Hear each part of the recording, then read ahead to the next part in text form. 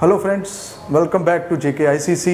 सो guys, पिछले lecture में हमने एवरेज पढ़ा था और एवरेज के कुछ बेसिक कंसेप्ट्स सीखे थे, और आज का जो लेक्चर रहेगा वो उसमें हम कुछ एवरेज के कुछ एक्स्ट्रा जो कंसेप्ट्स हैं उसे ऐड करेंगे, उसे सीखेंगे।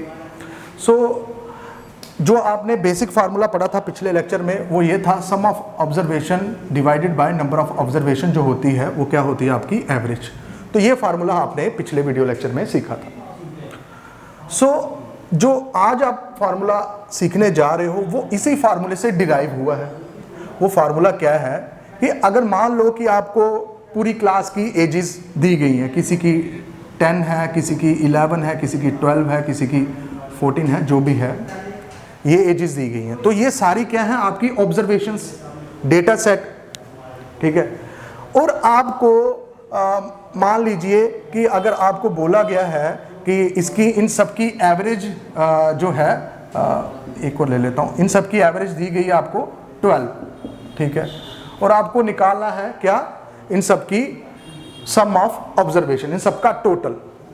तो आपके पास या तो आप इनको प्लस करके टोटल निकाल सकते हो हर एक ऑब्जर्वेशन को, लेकिन ये तो छोटी सी ऑब्जर्वेशन है। कभी कभी आपके पास डेटा इतना ज़्यादा होता है, इतनी ज़्यादा ऑब्जर्वेशंस होती हैं, लगभग 100-200 के अराउंड आपके पास अगर डेटा है, तो क्या उन सबको आप बारी बारी से ऐड करोगे तो कितना टाइम कंज्यूम होगा। तो उस केस के लिए आपको क्या चाहिए, आपको टोटल निकालने का, इन सब का जो टोटल है उसे फाइंड करने का आपको फार्मूला पता होना चाहिए। तो वो क्या होता है, जो टोटल अगर आपने इन सब का निकालना है तो वो आपके इसी फार्मूले से, जो एवरेज का फार्मूला है उसी से डिराइव होता है। वो क्या है, टोटल होता है आपका सम ऑफ ऑब्जर्वेशंस, यानी कि सभी ऑब्जर्वेशंस का सम। तो वो किसके बराबर होता है, आपका ये जो नंबर ऑफ ऑब्जर्वेशन है ये इक्वल टू से दूसरी साइड पे चले जाएगा। दूसरी साइड पे जब ये जाएगा तो ये आपका ऊपर वाली साइड पे चला जाता है, क्योंकि क्रॉस मल्टीप्लाई हो जाता है। तो इसलिए जो सम ऑफ ऑब्जर्वेशन वो अपनी जगह पे रहा, और जो नया फार्मूला बन गया आपका दूसरी साइड पे, वो क्या आ गया, average into number of observation. तो देखिए ये जो फार्मूला है आपका सम ऑफ ऑब्जर्वेशन निकालने का या टोटल ऑफ ऑब्जर्वेशन निकालने का, जितना भी डेटा आपको दिया गया है उन सबका टोटल निकालने का, वो किसके बराबर होता है, आपका average into number of observations. Clear हो गया, ठीक है। और इसी से एक और जो फार्मूला है वो डिराइव होता है, वो होता है कि मान लीजिए आपको टोटल भी दिया गया है, यानी कि सम ऑफ ऑब्जर्वेशन भी दिया गया है, और आपको एवरेज भी दी गई है, ठीक है। आपको सभी स्टूडेंट्स की एज का टोटल भी दे दिया कि आपके क्लास के अंदर जितने भी स्टूडेंट हैं उनकी एज को अगर आप ऐड करोगे तो उसकी वैल्यू आपको दी गई है, और सबकी एवरेज एज भी बताई गई है, और आपको बोला गया होगा कि बताओ क्लास में कितने स्टूडेंट हैं। तो नंबर ऑफ स्टूडेंट फाइंड करने के लिए, यानी कि नंबर ऑफ ऑब्जर्वेशन फाइंड करने के लिए आपको क्या करना है, आपको ये वाला फार्मूला याद रखना है कि जब भी आपको नंबर ऑफ स्टूडेंट या नंबर ऑफ ऑब्जर्वेशंस फाइंड करनी है तो वो बराबर होता है आपका sum of observation divided by average, ठीक है। तो आपको सम ऑफ ऑब्जर्वेशन भी दी गई होगी, यानी कि टोटल ऑफ ऑब्जर्वेशन भी दी गई होगी, और आपको एवरेज भी दिया गया होगा, और आपको फाइंड करना है number of observation. So guys, आज हम इन दोनों फार्मूले के ऊपर बेस्ड कुछ क्वेश्चंस करने जा रहे हैं। जैसे कि ये वाला क्वेश्चन ले लेते हैं। पहला क्वेश्चन इसमें दिया हुआ है, find the total age of 30 students.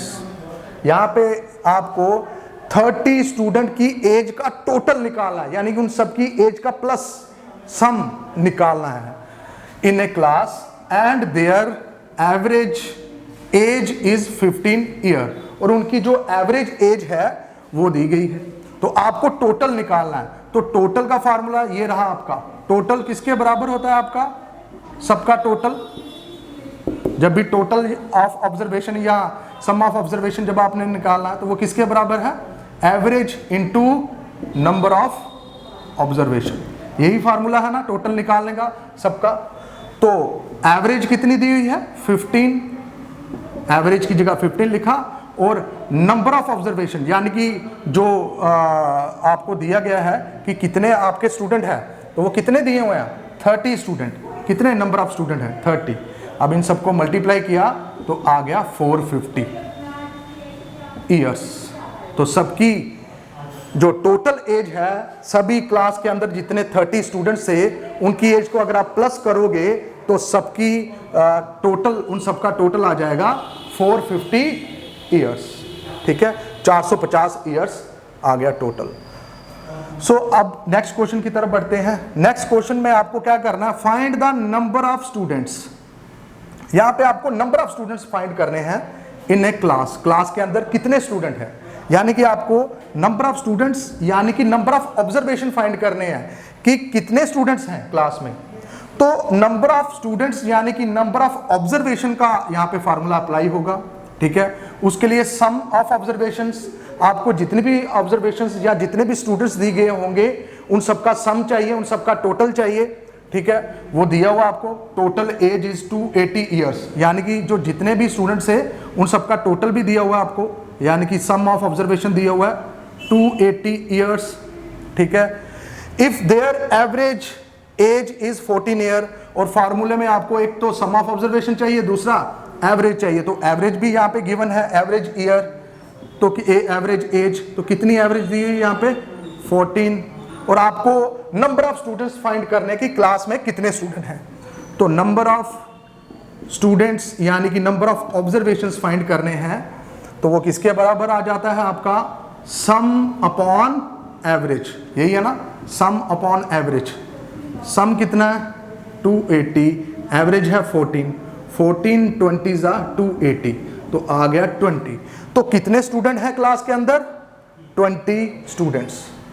ठीक है, अब बढ़ते हैं एवरेज के कुछ इंपॉर्टेंट पॉइंट्स की तरफ। इसको आपने अपने दिमाग में बिठा के रखना है क्योंकि ये बहुत ही इंपॉर्टेंट पॉइंट्स हैं, क्योंकि इन पॉइंट्स से भी आपको हो सकता है कि क्वेश्चंस कोई आ जाए पेपर में। ठीक है, और मोस्टली आए भी हुए हैं, खास तौर पे एसएससी 10+2 के अगर एग्जामिनेशन देखेंगे तो उनमें प्रीवियस पेपर में इस टाइप का क्वेश्चन आए हुए हैं।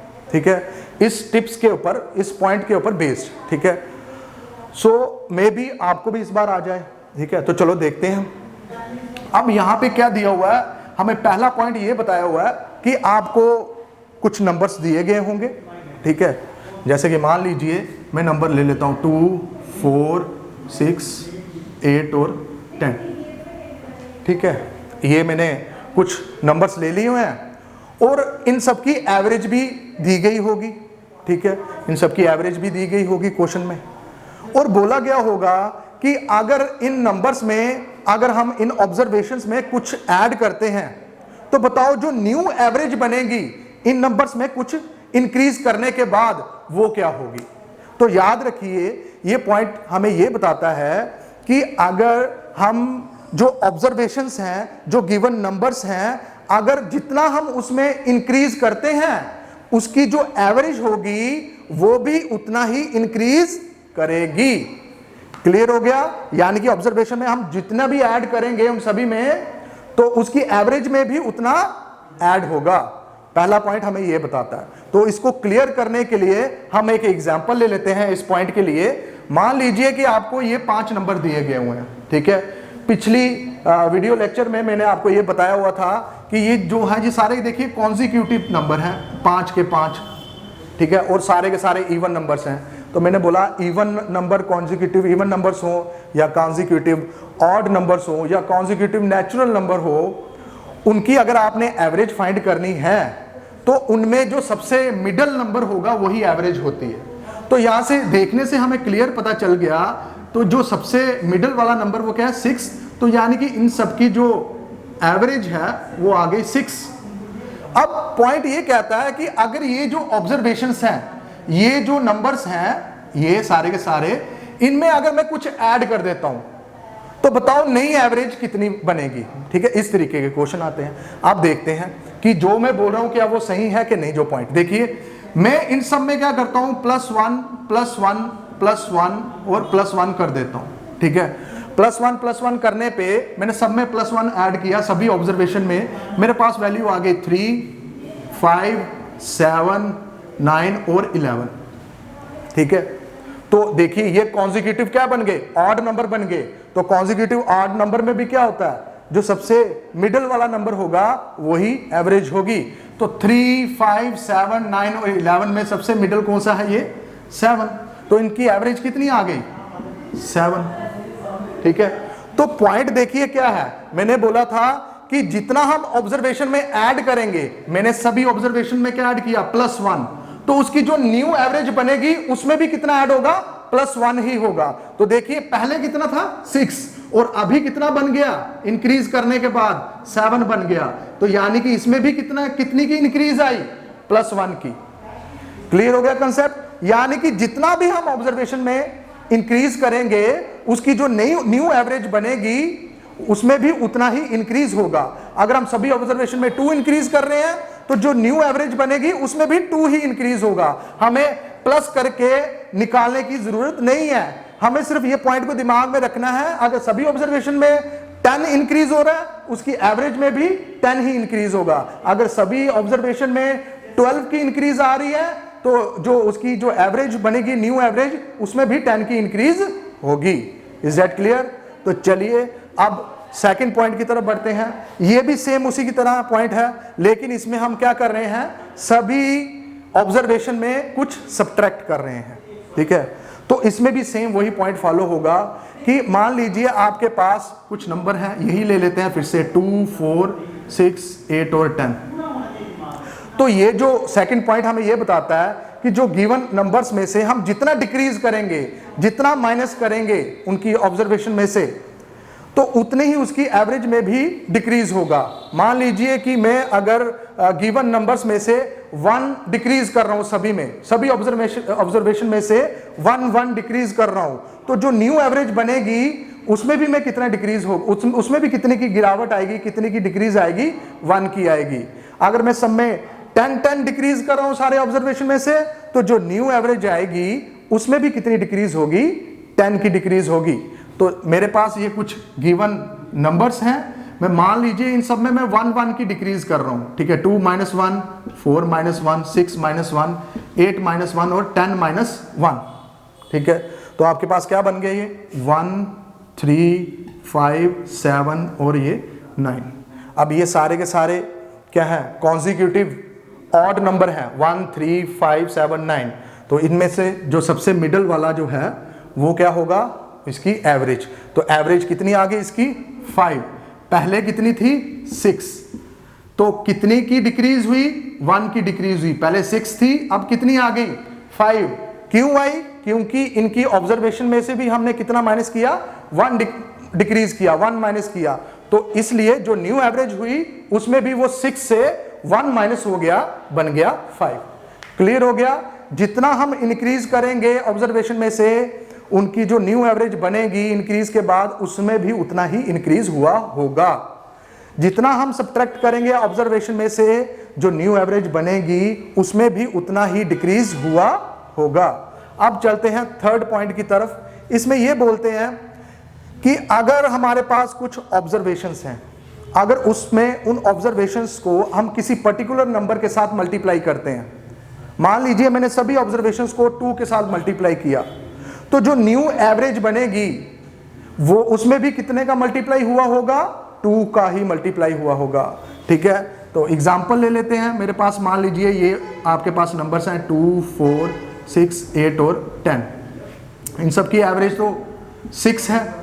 अब मैंने बोला इन सभी नंबर्स को किसी एक नंबर से अगर हम मल्टीप्लाई करते हैं, मान लीजिए मैंने सबको किसके साथ मल्टीप्लाई कर दिया? 2 के साथ। ठीक है, 8 × 2, 10 × 2। ठीक है, सबको मल्टीप्लाई कर लिया तो ये कितना आ गया आपका? 4, 8, 12, 16 और ये आपका 20। ठीक है, अब ये सारे कॉन्जिक्यूटिव नंबर्स हैं, सभी में 4 का गैप है, तो इनमें जो मिडल नंबर है क्या है? 12।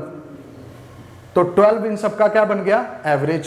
ठीक है, तो 12 आ गई। यानी कि मैंने अगर इन सबको 2 के साथ मल्टीप्लाई किया तो पहले कितना था? 6, और अगर हम 6 को 2 से मल्टीप्लाई करेंगे तो क्या बनता है? 12। तो जो न्यू एवरेज होगी वो क्या होगी? 12।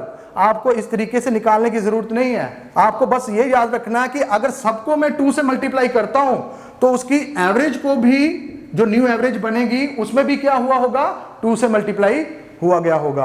अगर सब में मैं 10 से मल्टीप्लाई करता हूं सभी ऑब्जर्वेशन में, तो जो न्यू एवरेज बनेगी उन ऑब्जर्वेशन से, उसमें भी 10 से मल्टीप्लाई हुआ होगा।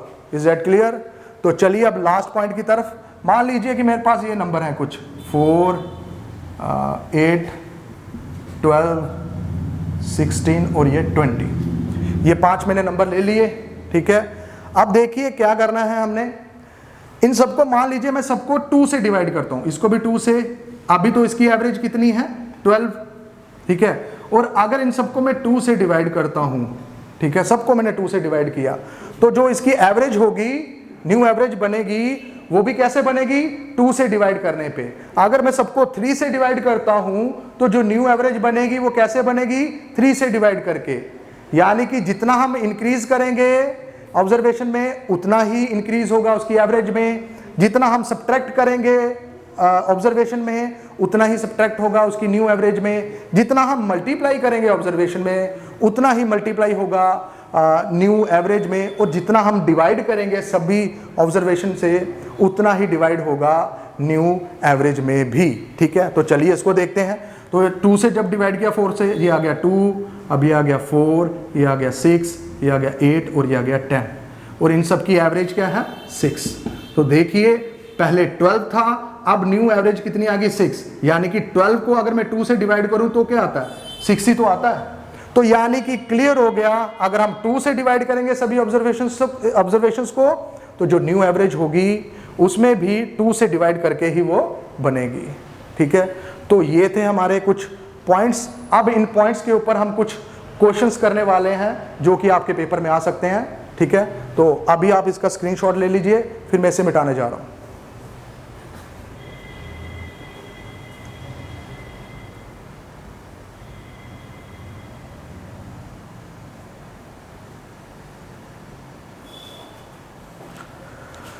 आई होप आप सभी ने स्क्रीनशॉट ले लिया होगा। अभी मैं इसे मिटा रहा हूं।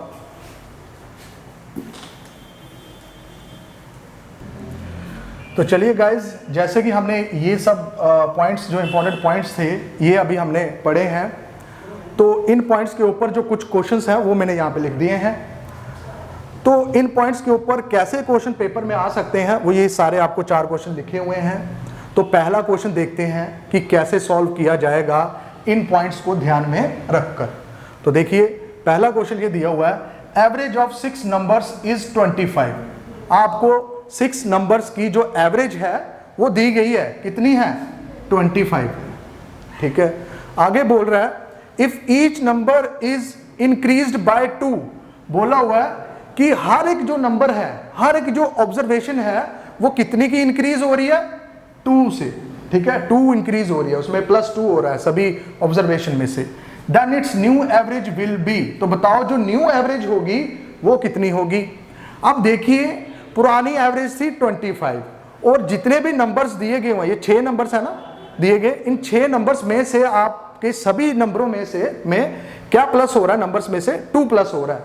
तो पहला पॉइंट जो है वो क्या बोलता था कि अगर गिवन नंबर में से अगर जितने की इंक्रीज होती है, तो न्यू एवरेज में भी उतनी ही इंक्रीज होगी।